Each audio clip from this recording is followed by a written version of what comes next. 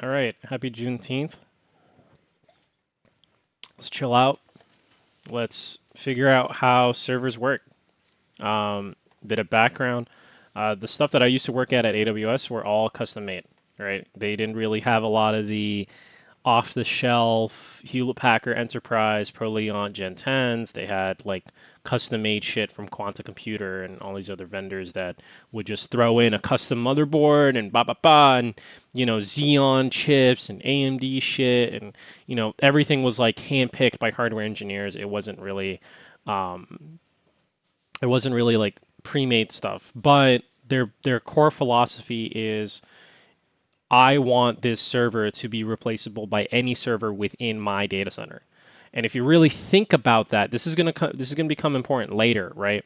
When we talk about network booting, you want to have things to be as redundant as possible, and that implies that things should never be unique. Your server should never be unique in terms of their hardware configuration, in terms of their software configuration. The processes they run for clients can be unique, of course. Different clients have different workloads and processes and software running on the backbone of these servers, of course, right? But the actual componentry is mostly common, and that's great from a technician's perspective because you can apply similar troubleshooting methodologies anywhere else.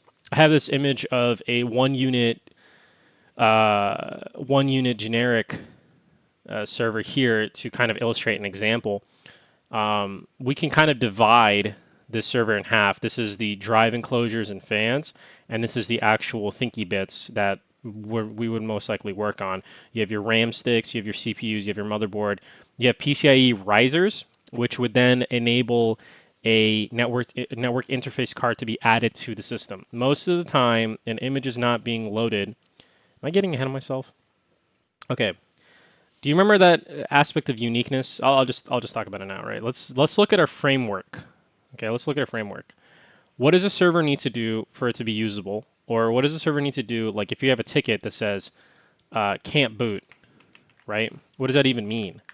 Well, in most cases, what it means is that it can't load an OS from the network, or it can't find it, or it can't load it, or it can't get to the final prompt. Most of the time, it's because it's crashing at some point, right? Or the hardware that is supposed to enable it to load isn't working properly. That's another big problem we had, especially in the summer. We would have network interface cards, like back in the day, this made a lot of sense. But when you have a PC and you use an Ethernet jack, it's a port that's directly attached to the motherboard, right? But in a server, that Ethernet jack is mostly used for the out-of-band console system. It's not used to download an image and process data. And some app, of course, here's the thing, like someone's gonna watch this video and be like, well, in my mom and pop, small business, that's what we do. We don't have network interface cards. We don't use DACs. We don't use fiber. We don't use any of that shit. And it's like, yeah, you're right. Most of the time you're using a Dell or some sort of HPE or whatever, where you're actually storing your OS on the SSD that's installed in that uh, in that uh, in that actual server. But in places like AWS, they didn't use the SSD to store the OS. They didn't. It doesn't make sense to. How are you going to implement version control if your OS, if you have version control, like you have an operating system, a custom-made Amazon Linux operating system, right? And you have most of your fleet is on 1.1, but then you release an update, and now it's like all the fleet needs to go to 1.2. What does that mean? How are you going to do that? How are you going to do that with clients installed? You're going to have to go manually one by one and update each SSD. Well, no, you would have to do it at a fleet level, but that's still a process that's incredibly invasive. So what you could do is not host a single image of your operating system on the actual server. Don't do that. Don't have the OS on the server. What you can do is run an OS on the server, but all that data for that OS is actually being pulled from a data repository in a central location to where if you update that repo, it updates the whole fleet. On next boot, on another maintenance cycle, whatever, it updates the whole fleet. Even concurrently, if a user gets interrupted and says, "Hey, I need to update the server," they'll click yes, and then it'll go through a cycle again, and then boom, it's from 1.1 to 1.2, all automatically because you're updating a central location instead of having individual images, individual versions being hosted directly on the SSD. But it's like, okay, if you're not hosting it on the SSD and you're processing it, like hosting it on the SSD and processing it like a traditional computer is a whole lot different than hosting it in a separate cloud network and then processing it on the server. How does that happen? Well, it's because you're using it, you're currently running it on the actual memory of the server. Now that's true of any computer, right? If you had a computer that was running Windows and you go in and you take out a stick of RAM, that shit's gonna crash, right? But it's the same case here, except it's not pulling Windows from the SSD that's installed on the computer. It's pulling it from a separate repo. And actually, Office computers can do the same thing. If you ever look at this one guy's video, Clabretro, he was talking about the Sun thin clients, right? Where you would have thin clients for each desk of an office, but all their OSs are not hosted on the thin client. It's actually being held in a Sun microserver. So that way, all the maintenance, all the updates, all the shared caching, all the shared drives are being held in a separate location and can be managed from a central location. Um, all that to say, all that to say, if you have a boot problem on your server that's pulling from the network, you have to think of multiple things in terms of like how does it connect to the network. Here's what I mean. If I have a server and I disconnect every cable that's going to its upstream switch, right? In a traditional setting, it should be able to load its own OS.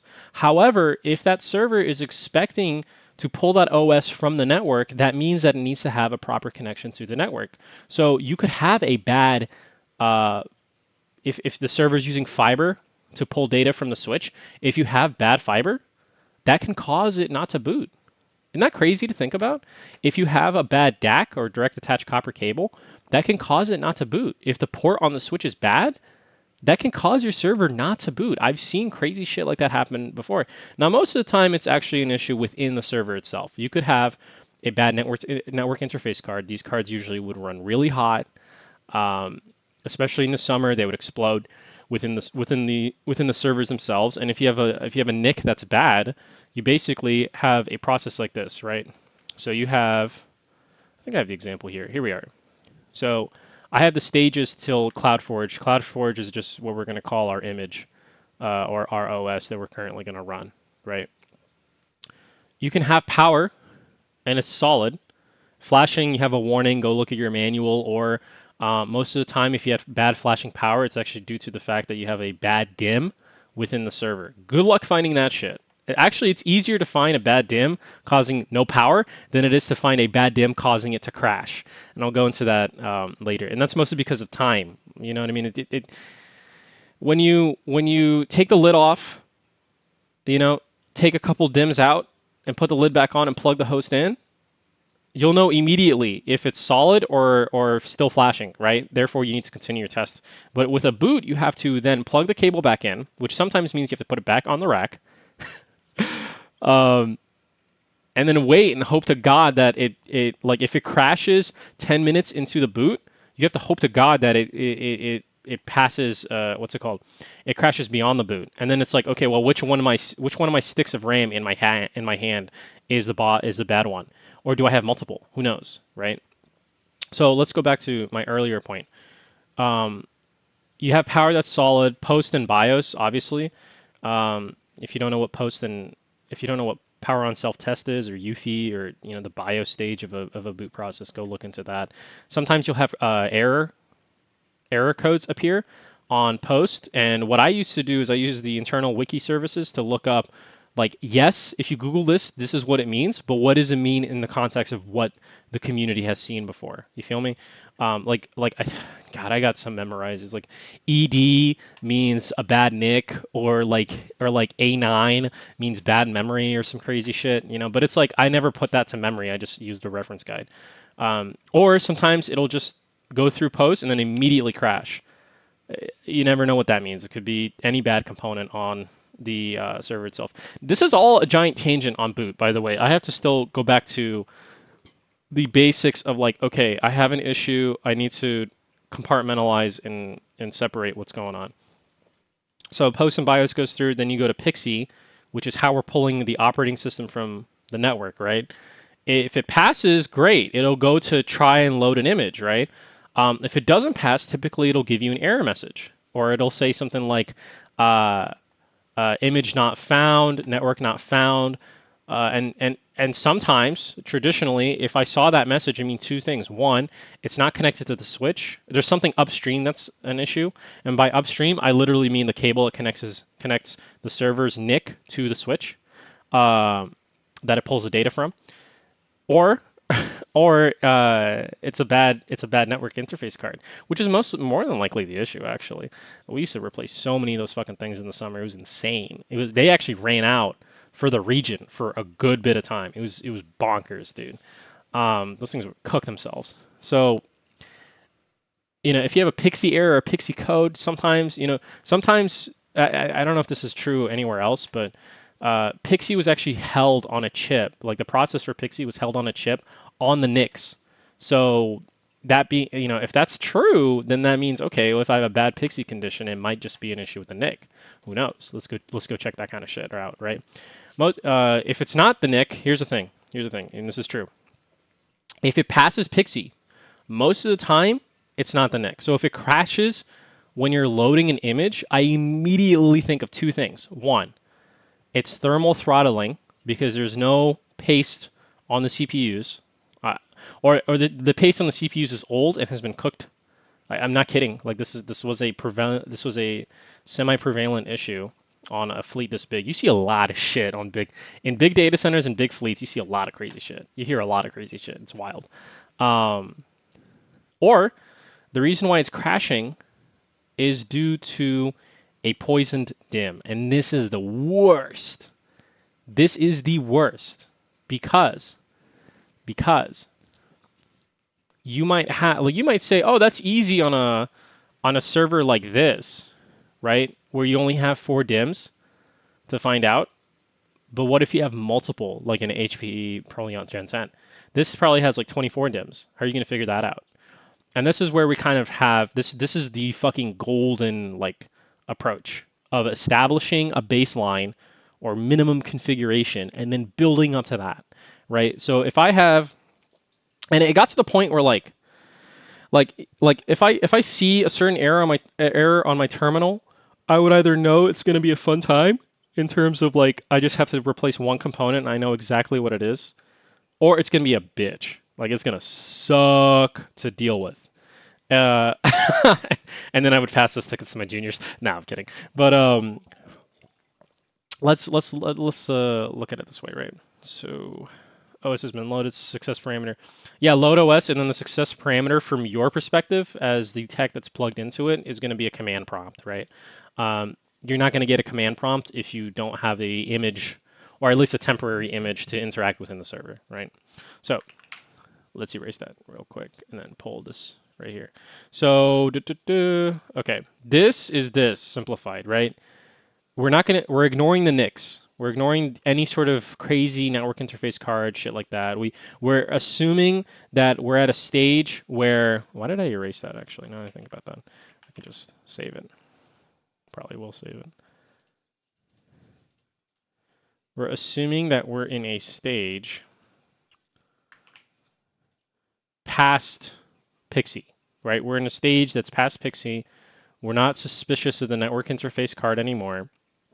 We're suspicious of the fact that it crashes when you load an image. Now, two things are important. One, ask if your cloud has a repo that is saving error logs, and that's what we had a hardware monitoring system that would actually save error logs, and you could read that and be like, oh, it's this DIMM with this serial number, that's my problem, and go replace it, and it's easy as hell. Sometimes those logs weren't refreshed, and sometimes the system would crash before it could back up those logs. It was crazy, right? So that's the worst of it. I'm showing you how to figure out the worst of it, right? You have to think about this for a second, okay? If this CPU is the same model as this CPU, which it most likely is, how is it that this CPU needs that many DIMMs, but this CPU only needs that many DIMMs? How does that work? How can this CPU turn this motherboard on with this few DIMMs? Well, that's because a lot of these are extra. A lot of these are extra. So what we can do is determine, either using our manual or asking a colleague or some shit like that. Ask yourself what the primary DIMM is for your CPU. This is super easy to understand. It's crashing. I know that the CPU thermal paste is good because it's not thermally throttling. And, thermal throttling, I can explain in 2 seconds. You turn the thing on, it heats up, it heats up, it heats up. It reaches a point, a threshold temperature, because your CPUs are cooking, and it says, okay, this is not safe. I'm going to shut everything down. And now, but here's the thing. Some servers actually had an automatic reboot process. So you would see a server go through this sine wave cycle like multiple times in an attempt to try and find a final image. Crazy shit. I wish you'd think at some point that after it does this 3 times, you would just stop. No, it would try over and over and over and over and over again. It was kind of wild, and people would like look at it over their console. It's like, dude, I have no idea why this thing keeps rebooting and crashing at like random places. And I'm just like, have you tried the thermal paste? And it would work immediately. It would get to an image just fine. Sometimes it wouldn't, and that was because of some sort of other component failure, like a DIMM that's causing the system to crash. Let's see here. So let's kind of map out this guy, right? So you have one CPU, you have 4 DIMMs. By the way, I'm not assuming anything yet. The only thing I'm assuming is that the network interface card is okay. And the reason why I think that's the case is because of the fact that it can get to PXE, get to ... OK, goes to loading an image, like where you have all the text like dump, and then try to download all the packages and all the software, and then crashes, right? So we're back here. Did I save this? I did save this. Okay. We're back here, right? So that original CPU, this server right here, how would I determine whether or not, like, what component this problem has, right? So I have 3, like, everything I'm drawing right now is a potential problem. You have a motherboard that is just old, bricking itself, doesn't want to start. You have a CPU, right? And 4 DIMMs. 1, 2, 3, 5. Okay. You have 4 DIMMs, right? Most of the time, this is a good rule of thumb. How they name CPU, how they name DIMMs are so annoying. Like if you ever look at a manual, it's kind of stupid. But let's say this is A1, A0. So this is the primary of the pair, of the channel pair. This is the primary, this is the secondary, right? And this is B1 or B0, and this is B1, right? Now I'm going to give you a hint. The actual DIMM, that's the problem, is the DIMM with serial 7723, right? The serial, oh, you can't see that shit. The DIMM with serial 23 is bad. Like God knows this, but you don't yet, right? That DIMM is this one right here. How can you tell that's the case? What you can do is if you look in your manual and say, okay, if you want this to boot, your absolute minimum config is CPU plus A0, you can take out all these DIMMs from the server, right? Confirm that the CPU is pasted correctly, and just leave A0 DIMM in there. And if it boots, great. That means that one of these 3 is the problem. If you reach success, you have to look at what you changed, right? Not what remains. So then you can increment this, and I'm really aggressive with it. Okay, if it doesn't work with 3, let's put 2 back in.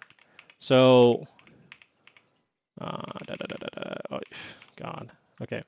So let's put 2 back in. Remember, B1 is our problem, right? Not the slot, but the DIMM.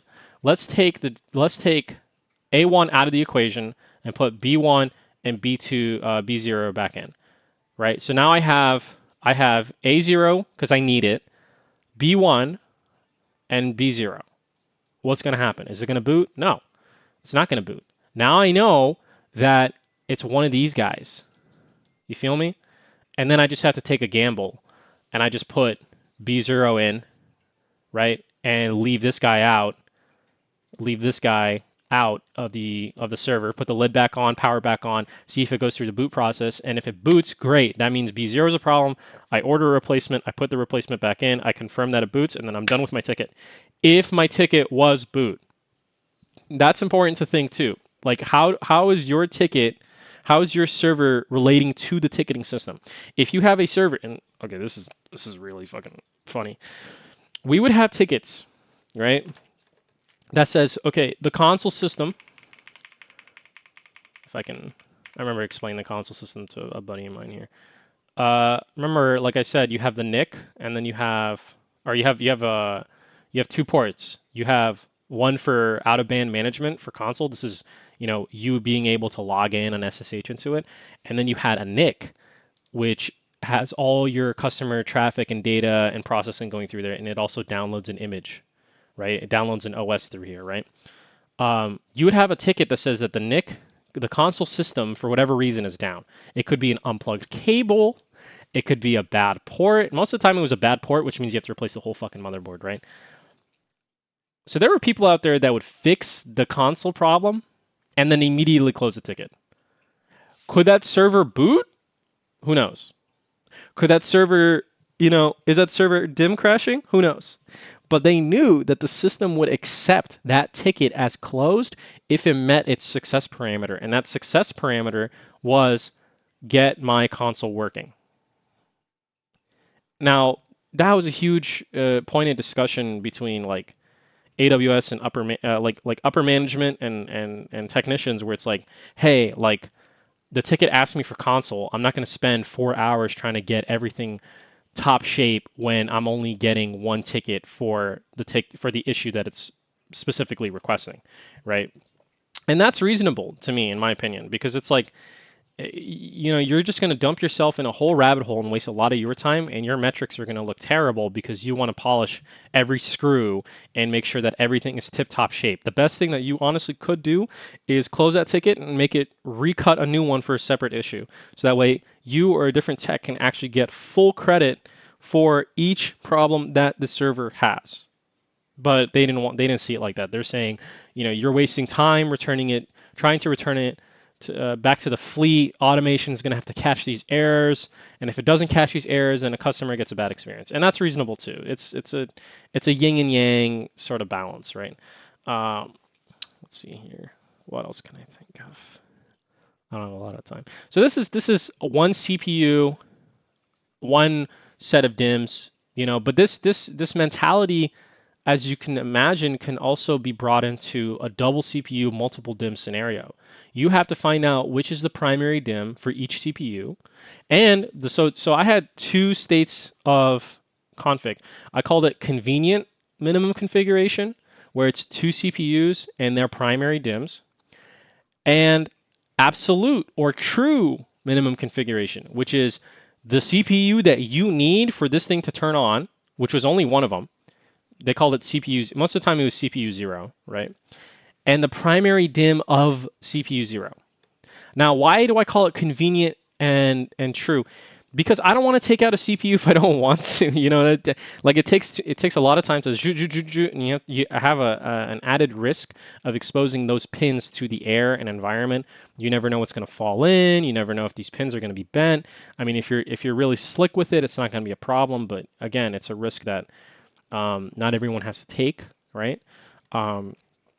But it depends. Everyone had their own approach and their own artistic method of fixing these kind of things, right? Where some people were like, no, I want to start with absolute, so that way that way I have a true baseline and I don't waste time going back, opening the lid again and then taking out the CPU and going back from convenient to true, right? And I understand that, but at the same time, rarely would I have an issue where it was a bad CPU 0 or whatever. And if it is a bad CPU 0, I have a spare CPU within the server that I can take CPU 0 out of, put CPU 1 in, put a primary DIMM inside of, and see if it goes through the process, right? Um, now this is like game. This is really game. Success parameters are interesting because if you have console, you can look at this stuff remotely. Your number one goal is to touch these servers as least as possible, as efficient as possible. I don't want to waste my time because I can be productive in other situations, other tickets elsewhere. You feel me? That being the case, I can just simply plug in the Pixie card, plug in the NIC again. If I know the NIC is okay, and I know that a DIMM is causing it to crash, I can plug in the NIC again. I can plug in the out-of-band console system instead of going to the server and plugging in like a KVM and direct connecting into it to check it, because then I would have to get up out of my chair, go to the data hall, get a cart, push it, plug it in, see if it works. You feel me? I would plug it into everything, and my success parameter would literally be, okay, I put it into min config, I connected the console cable, I connected the network interface card. Did it get to the command prompt? Did it boot? Do I have a shell? If that's the case, if that's true, then that test proves whatever I took out was an issue. You feel me? There's so many ways to game it, and I hope this is not like a giant info dump, but it's typically only like I can tell you this, and I remember running into this when I trained people at AWS. I can tell you this. I can whiteboard this. I can like hash it out and stuff. But until you have skin in the game, this stuff is not going to click. It never clicks with people when you say it in abstract. They have to go see it for themselves, run into issues, and then think back to what I said in a lecture, or think back to the wiki, or look back in the wikis that I've written, or whatever, to then say, hey, this is actually the core problem. I'm actually kind of pressed for time right now, so I'm gonna have to call it quits. Maybe I'll make a more in-depth video on different conditions and issues that I've ran into, but I hope you enjoyed.